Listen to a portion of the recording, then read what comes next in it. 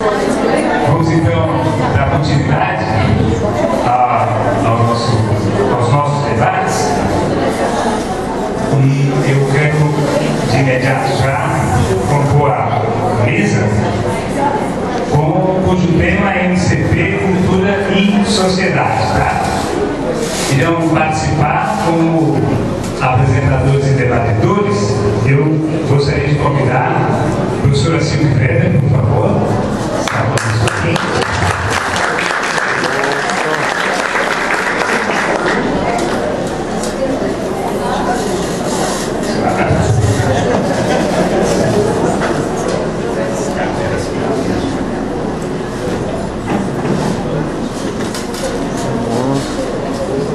Também como apresentador e debatedor, o professor Flávio Wagner, por favor.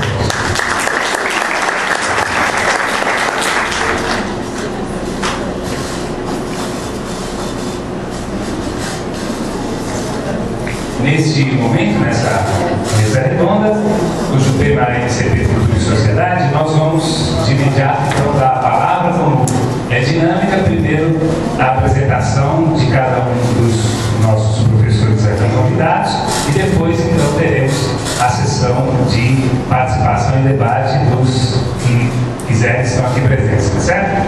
Então, para a gente já logo dar início, eu vou passar a palavra à professora Silvia Weber.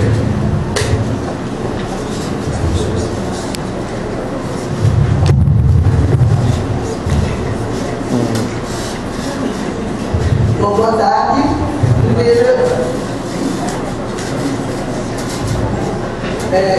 Eu gostaria de agradecer ao professor Flávio Brainer, que me convidou para pensar um pouco, discutir um pouco com vocês a questão do MCP, com enfoque na questão cultural, mas eu vou pegar talvez mais a questão cultural e educacional, que eu acho que tem ligado com o MCP. E aí eu vou dizer que eu vou tentar ser bastante breve, inclusive que a gente tem pouco tempo, né? Porque a verdade a hora deve estar chegando daqui uns 40 minutos, 50, e ele tem toda a prioridade por várias razões, né? E aí eu queria só dizer que eu tinha pensado em 3 aspectos para tratar de uma forma muito breve, conforme eu disse. Uma primeira que eu chamei de contextualização. Uma segunda que eu chamo de aglutinação e uma terceira de materialização. Tá? Então, quer dizer, o que eu estou chamando de contextualização? Deve ser um bom. Acho que aí tem que se perguntar em que contexto o MCP nasceu. Né? Porque eu acho que a gente tem pelo menos alguns pontos que eu acho que a gente tinha que puxar no mundo ocidental, que certamente estavam dando substrato a um debate, a uma experiência, a preocupações dos anos 50, 60 nesse país. Né? E aí eu tento, quer dizer, eu acho que como eu disse, quer dizer, essas questões elas se colocam no mundo ocidental. A gente não pode esquecer que a gente teve a Revolução Russa no começo do século XX, de 1917 a 1918. A gente não pode esquecer, quer dizer, e aí, quer dizer, justamente, o papel dos intelectuais ganhou um destaque bastante grande.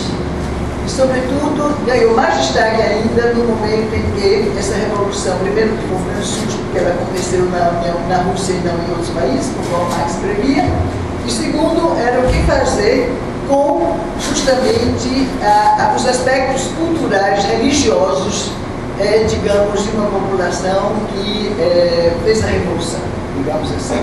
Então, quer dizer, a questão dos intelectuais, ela foi o grande foco do debate intelectual logo após a Primeira Guerra Mundial. Quer dizer, pegando uma vertente muitas vezes influenciada por Marx, também por Max Weber, quer dizer, pegando fundamentalmente, a gente teria que localizar duas grandes figuras, que seriam Lukács de um lado e Mannheim do outro. Né? E aí, quer dizer, Lukács, pensando fundamentalmente de como fazer com que justamente o intelectual pudesse fazer com que a classe operária se descobrisse como a classe revolucionária. E eu acho que mesmo o brasileiro, e aí eu vou ser muito arriscado em dizer, não tendo lido de forma sistemática na década de 50 Lukács, certamente foi essa vertente que deu substrato a um debate brasileiro. Né? Eu acho que o ISEB é o exemplo mais patente disso. Tá? Então, quer dizer, justamente a grande questão era fazer com que os explorados tivessem consciência da exploração. E aí, como é que poderia fazer isso? Eram os intelectuais, né? E então, acho que esse é um ponto que eu estou até dando mais ênfase no meu esquema, eu tinha começado por outro caminho, por conta da pergunta que foi feita.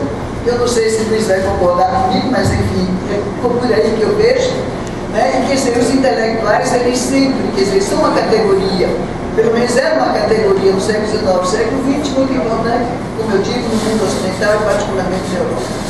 Eram eles que faziam os manifestos, eram eles que tomavam, que puxavam os grandes debates e, por conseguinte, eram eles que aglutinavam em torno de si, muitas vezes, muitas iniciativas, etc.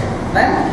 Aí, quer dizer, este aí eu acho que é um pouco que a gente tem como legado logo no pós-guerra, quer dizer, no pós-primeira guerra, para a gente entrar no pós-segunda guerra. Eu estou dando saltos assim, mas eu acho que é importante. Que é justamente, bom, eu acho que também eu falei de Mannheim, é importante dizer, Mannheim justamente, diferentemente do Lukács, ele não achava que o intelectual era portador, nem de uma classe, nem de um grupo, mas muito ao contrário. Era justamente porque ele era intelectual, ele podia ser uma camada que não se envolveria propriamente com projetos políticos ou com perspectivas de sociedade. Bom, mas aí eu estou, como eu disse, volto, quer dizer, eu estou para a Segunda Guerra Mundial, né? Então teve a Segunda Guerra Mundial, quer dizer, o horror do nazismo, e aí, quer dizer, que acendeu com força a questão da democracia. E ela acendeu com força, particularmente naqueles países, e aí a França é um exemplo muito à parte, eu posso ter muito francófona, muito, fazendo uma leitura muito, talvez, gaulesa, mas, na realidade, quer dizer, essa questão da democracia, ela foi, quer dizer, realmente um móvel importante para aglomerar pessoas e criar instituições. E aí eu acho que, quer dizer, justamente, a luta pela democracia, ela, de certa maneira, ela organizou essas pessoas. Ela só organizou essas pessoas numa série de ações que foram, inclusive, desenvolvidas ou cujos projetos foram desenvolvidos durante o Maquis ou durante a resistência. O Le Monde, o grande jornal que ainda hoje existe, é um exemplo concreto dessa luta.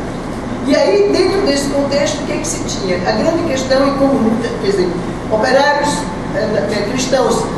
cristãos comunistas, e particularmente operários, encontraram os intelectuais na luta pela resistência. E os intelectuais descobriram, estavam lá com aquela questão também colocada por Lukács, de como é que os operários poderiam entender que eles eram explorados. Então, quer dizer, justamente essa, quer dizer, a grande questão então era fazer com que os operários pudessem ter acesso àqueles bens culturais que os intelectuais sempre tiveram, que é a sua matéria-prima. Então, quer dizer, a França foi um lugar, por excelência, que criou um mundo de instituições, uma série de experiências para poder fazer com que a democracia, que era a democracia, quer dizer, no mundo político, mas a democracia nas relações sociais, e sobretudo a democracia no acesso aos bens culturais e aos bens, digamos, que a humanidade produziu ao longo de sua história. E para isso, então, quer dizer, algumas instituições foram criadas, uma das quais que teve um papel fundamental, inclusive desenvolveu um método bastante interessante, que foi até tentado aqui, que foi o método de treinamento mental. Que era exatamente fazer com que, no caso, o operário francês, ele pensasse cartesianamente, dialeticamente, como fazer as duas coisas, não sei, mas era assim, que era feito, e muita gente escreveu a respeito disso, né? E que teve outro desdobramento importante, era a própria Unesco, que começou a dar um elemento, um ponto, começar a discutir a questão da educação permanente. A questão da educação permanente se coloca desde os anos 50. Né? Quer dizer, pela Unesco, e aí pouco a pouco foram criando diretorias, sei lá, e criando todo um arcabouço institucional que desse elementos para isso. Uma outra coisa que eu acho que a gente ainda diria aqui, quer dizer, e aí com isso, o que é? Quer dizer, justamente a questão da cultura da posta, e era um grande debate, por exemplo, que Lazarsfeld e tantos outros participaram, da cultura erudita versus a cultura popular, né? Que foi um debate que foi cristalizado nos anos 50, e aí, inclusive, envolvendo até os Estados Unidos nesse debate, e fazendo com que, justamente, quer dizer, a gente hoje acha até um debate bastante estranho, mas enfim, era de como é que você podia, mas o que estava por trás era justamente ter certeza de que o que precisava ser tornado acessível era a cultura da elite, era a cultura, a grande cultura, a cultura erudita. Com certeza não era a cultura popular. Tá? Quer dizer, nesse debate certamente não era isso, era o respeito pela cultura popular, mas sem nenhum, digamos, uma consideração maior, pelo menos na minha visão. Se dizer, eu acho que em termos gerais a gente tem isso na França, quer dizer, você tem o papel da Unesco, você tem o papel das instituições, e eu nomeei particularmente a questão da Republic que era justamente essa instituição que se dedicou a encontrar formas de fazer com que o operário pensasse abstratamente e fosse capaz de entender o mundo capitalista. Então essa que era a grande questão. E aí, dentro desse contexto, quer dizer, era justamente, quer dizer, se colocava também a questão do tempo livre e a questão da leitura.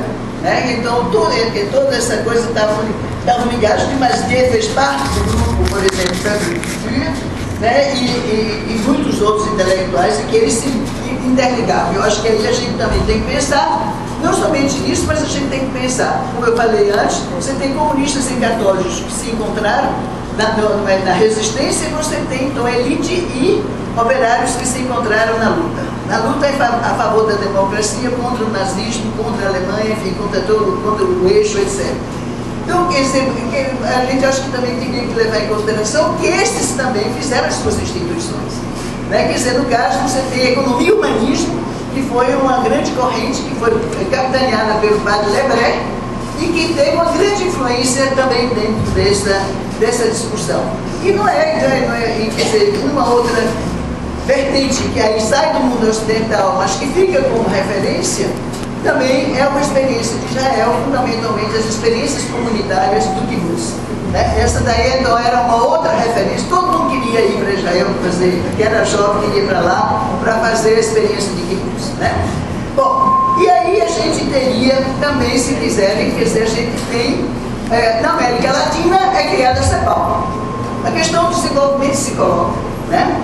A questão do desenvolvimento que está justamente dentro daquele ideário da democracia, de fazer com que haja desenvolvimento, e aí tem todos aqueles trabalhos, Rostov, não sei mais o que, as etapas de desenvolvimento econômico, etc., e social, quer dizer que se acreditava que se poderia fazer com que a humanidade como toda, ela poderia ter outros caminhos, talvez que não apenas o caminho da revolução, que eu acho que é importante também a gente ver que isso tem toda uma outra, quer dizer, o tempo inteiro são modelos de sociedade ou projetos políticos sociais que estão subjacentes, né? E que estão em disputa, e que no caso, no Brasil, a gente teve JK, e a gente teve, quer dizer, justamente todo que dava concretização a um debate, que era um debate que era muito importante naquela época, era para dizer que o Brasil só podia fazer a revolução se criasse a burguesia nacional, por conseguinte, o importante era industrializar. Né? Estou dizendo 3 palavras, mas eu sou fruto dessa geração e acreditei nisso. Né? E aí, quer dizer, quer dizer, toda a questão, quer dizer, do desenvolvimentismo vai entrar nessa corrente. Bom, e aí o que você tem? Você tem o seguinte, o que unia todo mundo? Desunia muita coisa, porque os projetos eram diferentes, mas unia era a luta contra a pobreza e a miséria. Isso daí unia todo mundo. E unia todo mundo era justamente, eu acho que unia todo mundo e unia de alguma forma que se fazia, digamos, se obscurecia as diferenças. E a grande referência era que Cuba tinha feito a Revolução. E a Cuba não só tinha feito a Revolução, mas ela tinha dado prioridade à educação. E decidiu fechar as universidades para mandar todo mundo alfabetizado.